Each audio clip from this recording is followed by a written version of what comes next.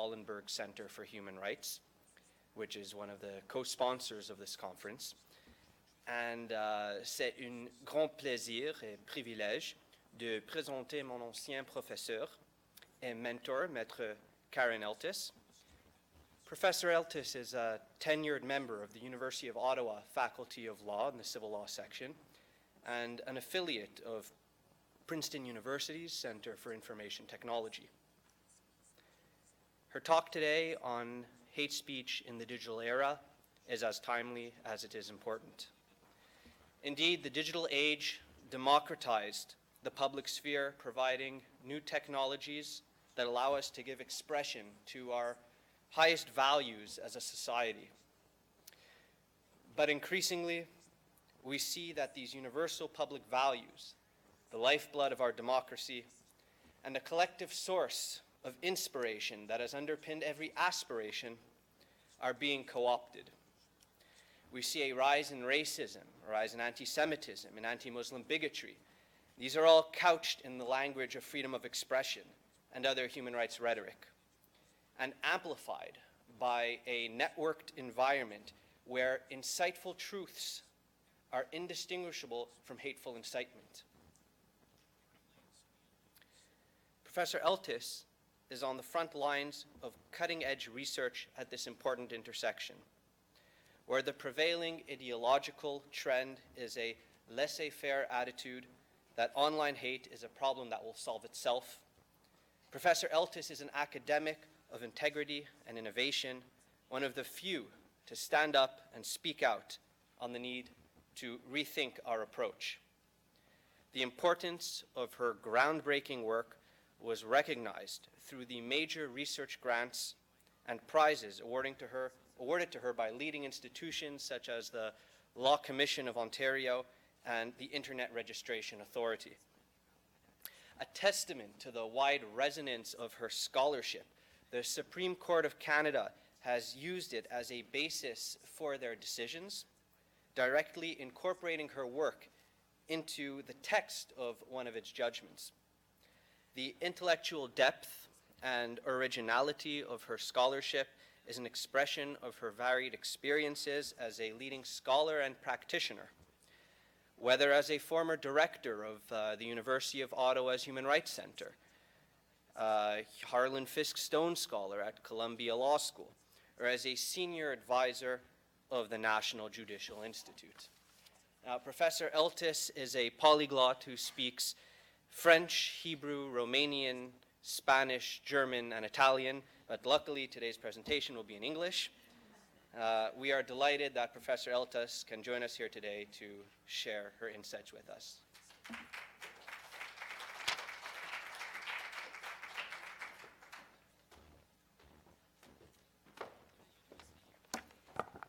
Thank you so very much, Brandon, for the kind words, truly humbling, and for this wonderful introduction, but most importantly, for your eloquent comments on a situation that is quite preoccupying and that I think needs to be addressed and addressed seriously.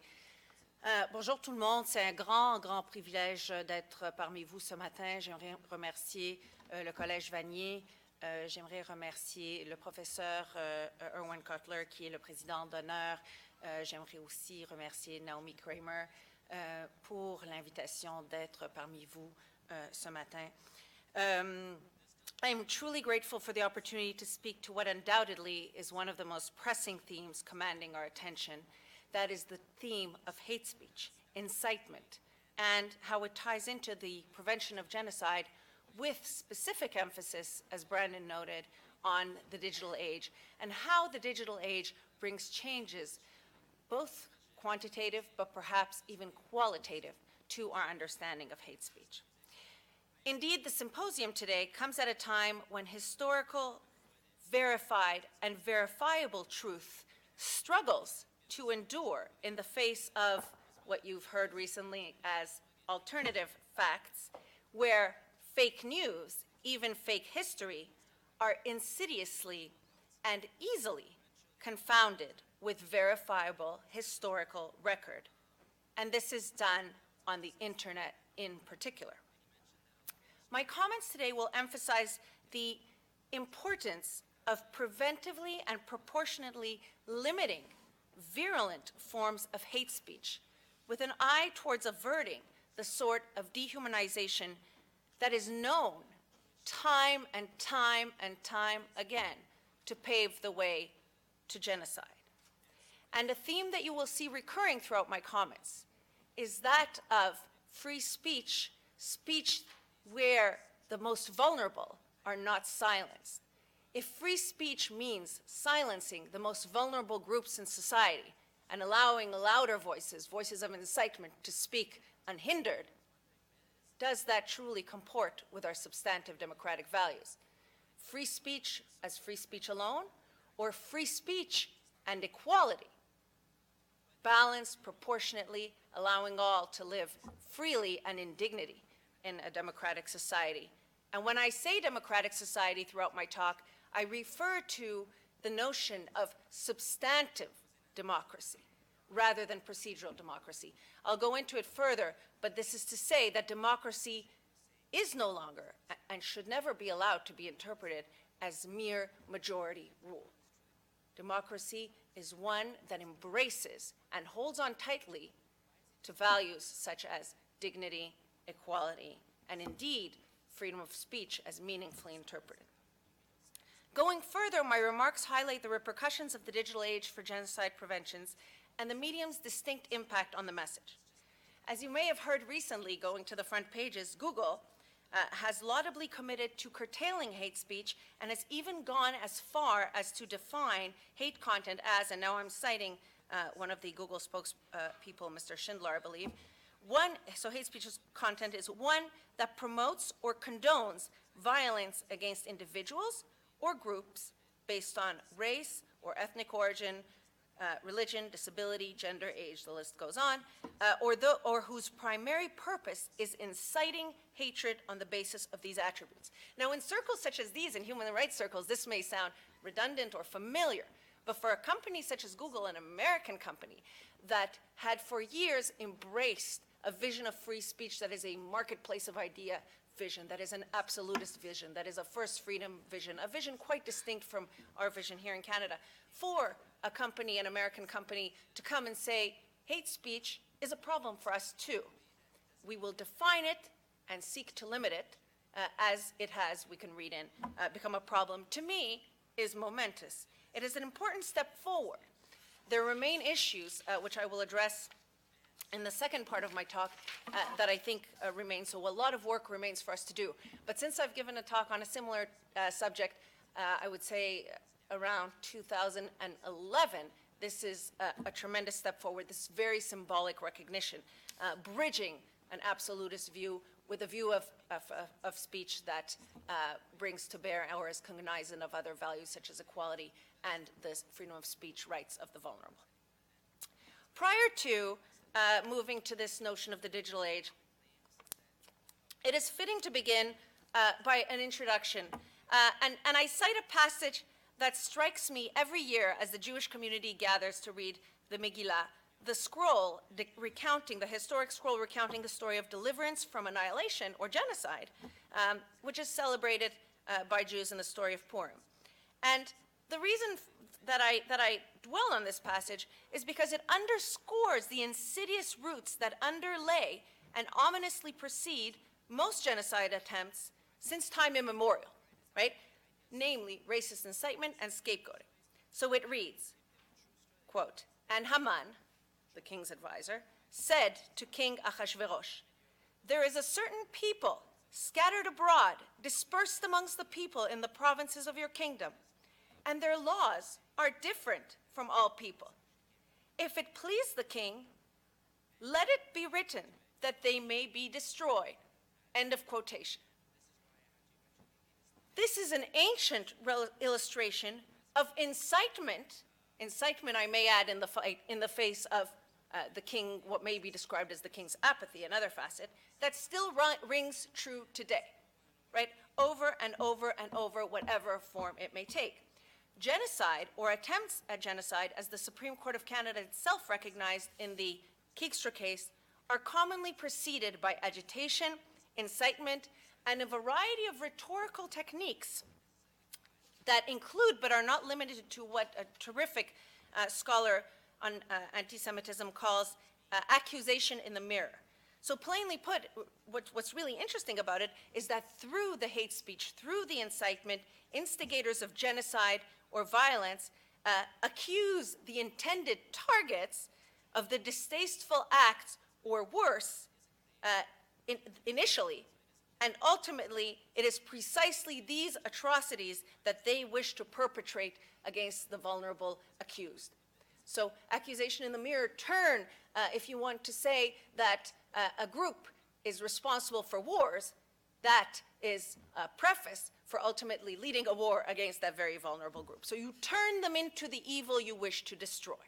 Right? So this is where we must be particularly suspicious and cautious whenever any group is vilified and accused of a sort of social ill, be it capitalism, communism, any ill, because that is ultimately how they become dehumanized, demonized, and easy targets for violence.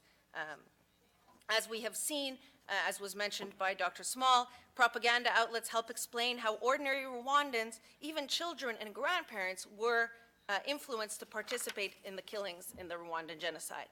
So a rhetorical technique used to dehumanizing its victims, imputing to them the worst human rights violators, so that if one considers themselves a self-respecting human rights activist, they need to weed out this evil from society. This is the terrible irony.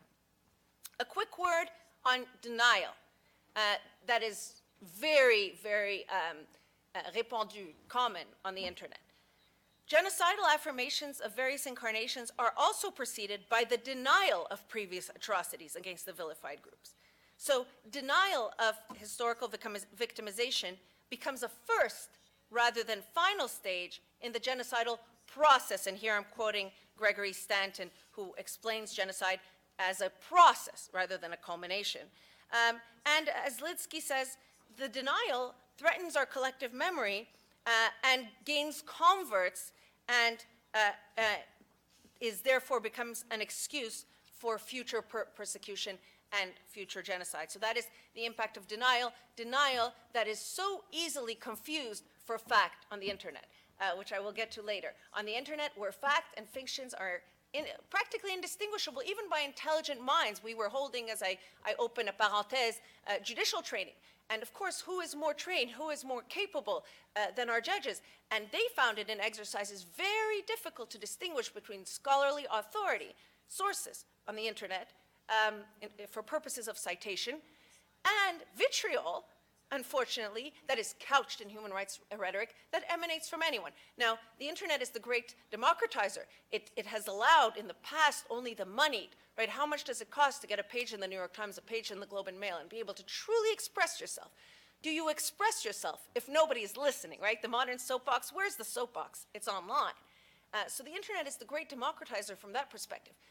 But it risks, for purposes of genocide and denial, which is our theme today, putting sur pied d'égalité, on equal footing, verified, scholarly, historical truth and vitriol, denial, couched in rhetoric, making it for an innocent mind, even an educated mind, not to mention a young mind who is looking online for information, who is curious, who wishes to learn, who is thirsty for knowledge. And here the knowledge comes at them almost indistinguishably. So that's where the component of denial is especially important. So to borrow Professor Cutler's important statement, what must we do? And whenever I find myself at odds, what must we do?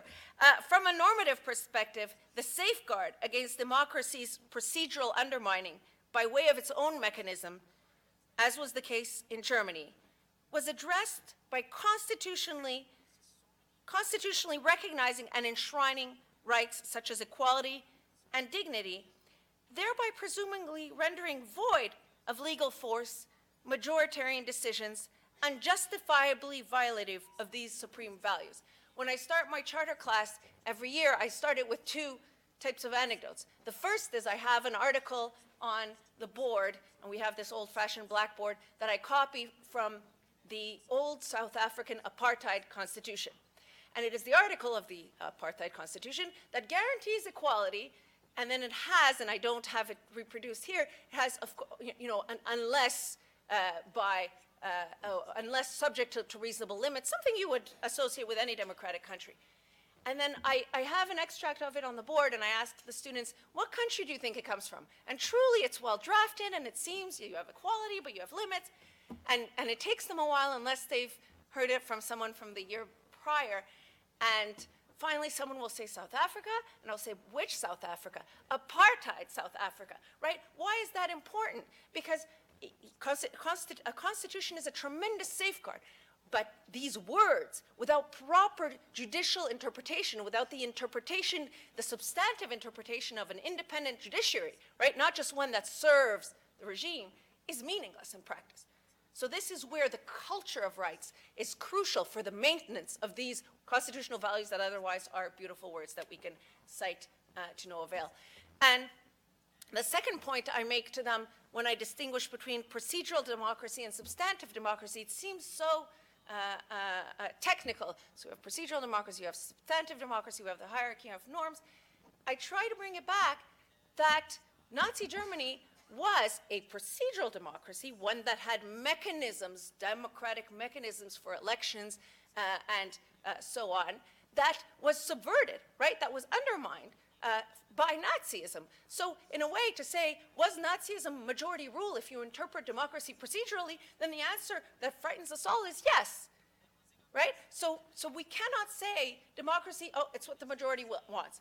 That's why post-World War, so many post-war democracies, as Lauren Weinreb said, to use more simplistic language, chose to handcuff themselves, right, to limit their discretions and subject it to substantive values such as dignity as equality, principles that we, above all, have a duty to defend. So, as Andreas Kalivas said, in a democratic age where the idea of popular self-government enjoys a vast ideological hegemony, the effective challenge can only come from within. So he says, instead of directly attacking democracy, genocide deniers, proponents of violence will use a more deceptive and cunning strategy. So in the days of the Nazis, procedural democracy was harnessed, right, was hijacked and used. In today's age, it's a little more sophisticated. We have substantive democracy, so one has to subvert the language of human rights or disguise themselves as human rights activists. A very common example, a very famous, an older example before the digital age is of Ernst Zundel, the Holocaust denier, who posed as a noble champion for freedom of expression, because otherwise it's not palatable, and appeared as CJC Congress attorney former President Mark Fryman says Zundel and his attorneys would appear in bulletproof vests, acting as victims of the enemies of free speech. Right? So you have to have this inversion of truths rendered more palatable online, where truths and lies are not easily distinguishable. And so taking back freedom of speech, just as the internet made it so that if one wishes to speak out against a powerful corporation, one is perhaps just as powerful. There's a story which, due to the offensive details I won't recount here, but one pizza empire was brought to its knees by a viral video that its minimum wage employees had posted online. The point is, suddenly, the internet gives power back to the powerlessness, right? So suddenly we recapture the freedom of speech. But freedom of speech substantively means freedom of speech not only for those who are the prominent voices, but for the vulnerable who are silenced by incitement.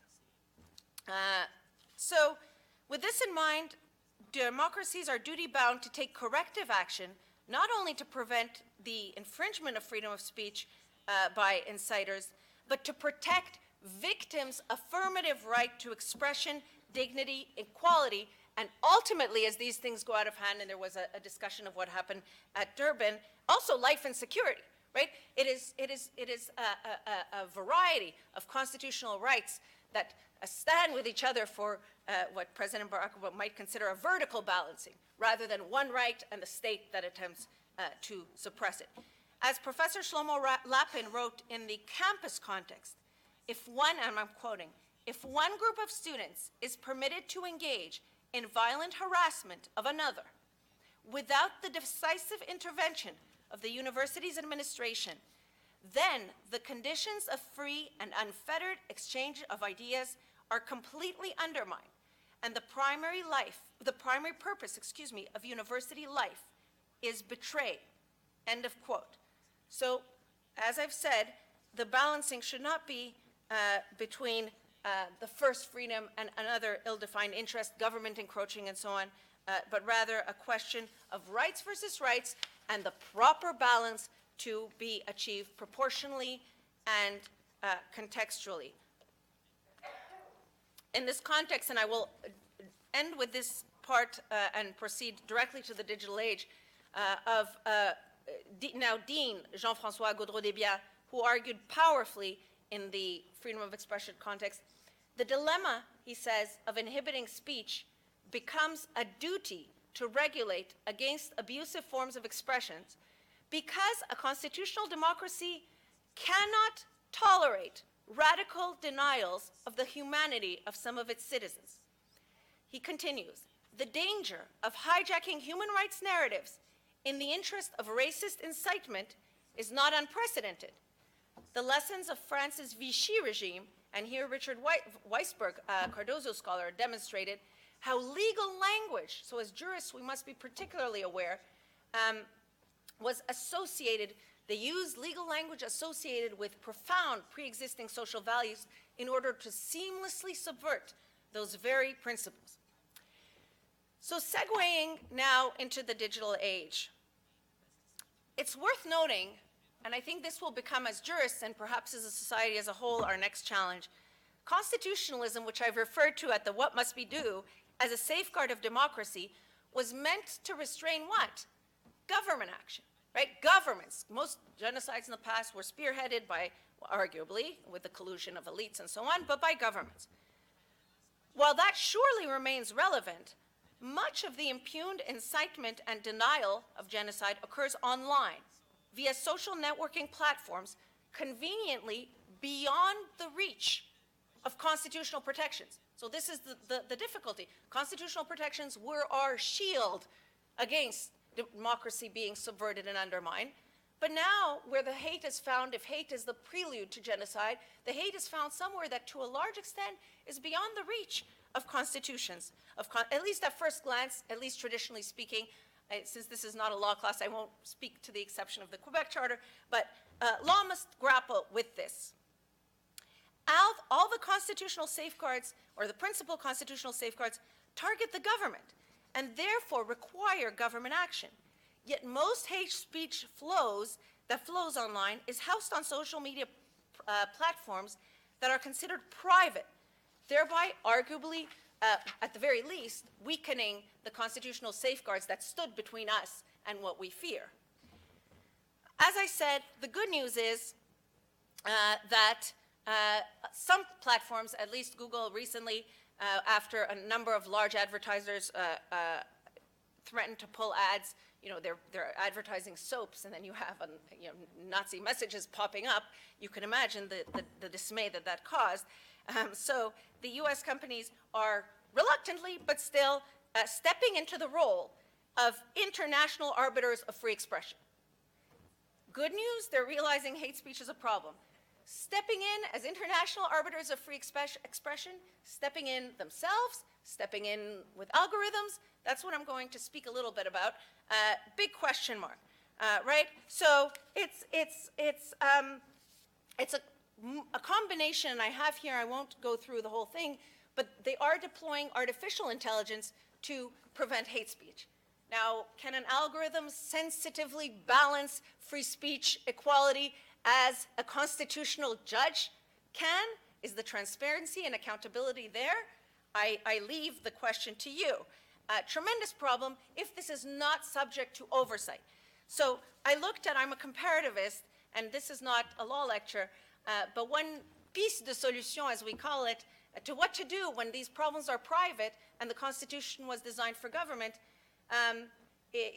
when today those who are limiting hate speech online are either outsourced workers or being paid minimum wage, so you can imagine that they've not been judicially trained, or algorithms who are doing this, which, by the way, an example that's very preoccupying, I don't know if you've seen in the Globe and Mail, there was a Vietnamese war child, a naked picture of a Vietnamese war child that was endemic, symbolic of the horrors of war, and some algorithm, I believe it was one of Facebook's outsourced workers who sort of, looked at it and said, naked child must ban.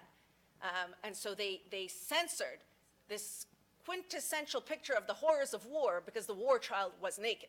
So yes, we want to limit hate speech in order to prevent dehumanization and genocide, but we want to do so in a manner that is transparent, accountable, and of course reasoned, right? We're not going to leave that up to algorithms or individuals who have very little guidance through no fault of their own for this type of work that most constitutional judges, in my experience, find very difficult. So one thought, is how are we going to limit hate speech online? We're already a step forward, but do so in a way that is accountable, that is transparent, and that has oversight. The internet, particularly information sharing via social networking, blogging, serves to radically compound the difficulties of hate speech. The ability to corrupt even the most educated minds by distorting information is amplified by the lack of editorial oversight online. It is indeed the medium's very structure that tends to bestow the appearance of legitimacy and veracity on even the most mendacious of sites. Therefore, if only due to the arduous tasks of distinguishing between reliable, authoritative cyber sources and those peddling racism and fabrication under the guise of respectability that the network environment tends to impart. For online truth is easily ingested and confounded with insidious lies in the marketplace of idea models. This even led First Amendment defender Anthony Lewis to suggest that, quote, in an age where words have inspired acts of mass murder and terrorism, says Anthony Lewis, it is not as easy for me as it once was to believe, and he said this a few years ago, that the only remedy for evil counsels is, in Justice Brandis' words, should be good ones. So this is especially true of the internet. Cloaking falsehoods in human rights rhetoric online, and who will supervise this? Who will editorialize it? Will it be corporate actors? Will it be foreign corporate actors? Will it be algorithms? Will there be no charter input into this? This is a new issue that confronts us, presumably all the more so. So an old issue that haunts us with a new twist that confronts us, as the internet is a true marketplace of ideas, but one where dangerous words, hateful words, genocidal words may have disproportionate impact. And so the rationale of even-handedness, ostensibly affording all speakers a platform and allowing the reader or listener to decide, though appealing at first glance, and it truly, truly is. But look, 20 years later, we're coming to the point where even the staunchest defenders of that approach had said, and maybe it took some advertisers, but he said, look, we can't, this approach is untenable. We must do something. The question is how this something will be done, because we don't want to get to a case, there was a case a few years ago where an anti-Muslim page was posted on Facebook. This was discussed at an Ottawa conference a few years ago. So there was an anti-Muslim page on Facebook. Muslims correctly complained to the company and asked for it to be taken down. You may have heard this one. So the company said, fine, we'll take it down. And so showed up a Jewish group and said, there's also an anti-Semitic page. Can you please take that down? So one would think the company would say, okay, well, let's get rid of racism. No, instead they reinstated the hateful page against the Muslims and left the anti-Semitic page against the Jews. So now we're all on this sort of false Sesame Street pied d'égalité where free speech prevails, and that's really a distortion. That's not the idea, nor censoring the war child, or more recently an anecdote of banning cookbooks coming from Syria because the artificial intelligence that was supposed to look for inappropriate, quote, inappropriate words associated with the war and the genocide caught this innocent cookbook and censored it. Right, so that's not what needs to be done. There needs to be a revisiting and re-understanding of speech in the digital age, one anchored in transparency, in accountability, one that gives courts a role. A final thought on this point.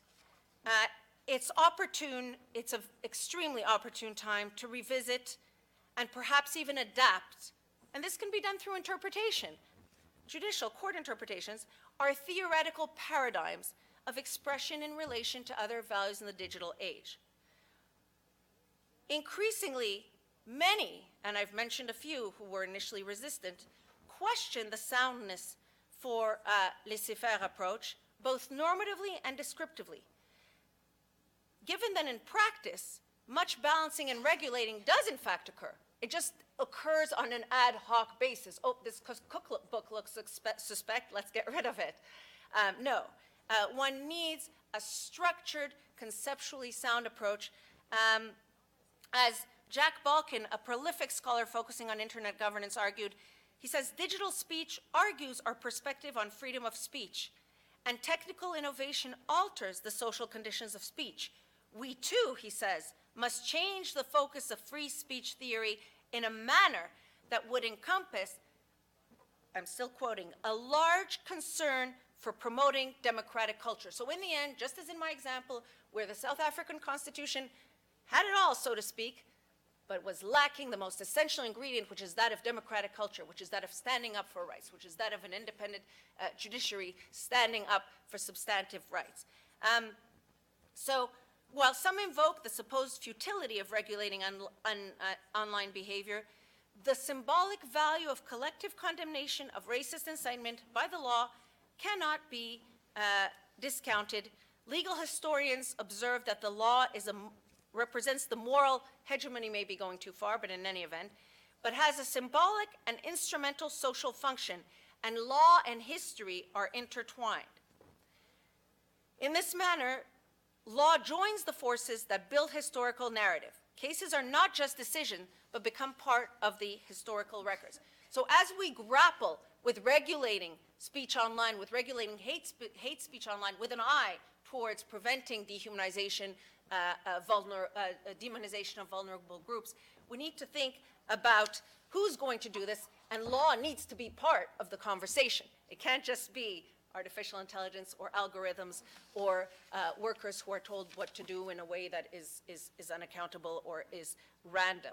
So whose responsibility? There cannot be power without responsibility, and if courts find it difficult to strike the proper balance between these constitutional rights, surely non-court actors presumably lack the judicial training. So oversight is crucial. As we struggle with fostering transparency in judicial appointments at home, let us be aware of the importance of maintaining Canadian courts' oversight of charter values rather than letting them become the province of the unknown through, for instance, a very narrow interpretation of state action. So, as was the case with the war trial, half a world away, someone is telling us this needs to be censored. No oversight, no accountability, no Canadian courts, and Canadians are impacted. So, my time has come to an end. I'll only say for those who are interested in comparative law, there is a very interesting Israeli precedent, Chevra Kadisha, a case where, under the pen of a judge, Justice Zamir, for when a private and otherwise private body is fulfilling a public function, they may be, under certain circumstances, subject to constitutional imperatives, as would the government. So it's akin to government action because it's performing a public role. So if social network platforms begin either positively, if their will is good to limit hate speech, where is the oversight? So maybe the oversight can be taken where the function that is performed is of a public nature. But this is only some crumbs to hopefully get our communal reflection going. In the end, fundamental principles such as accountability, transparency, and most importantly, substantive human rights shaped by their respective communities and understood by them and interpreted by their independent judiciary cannot be reduced to the singularity of their absence in this borderless, networked world. Thank you very much.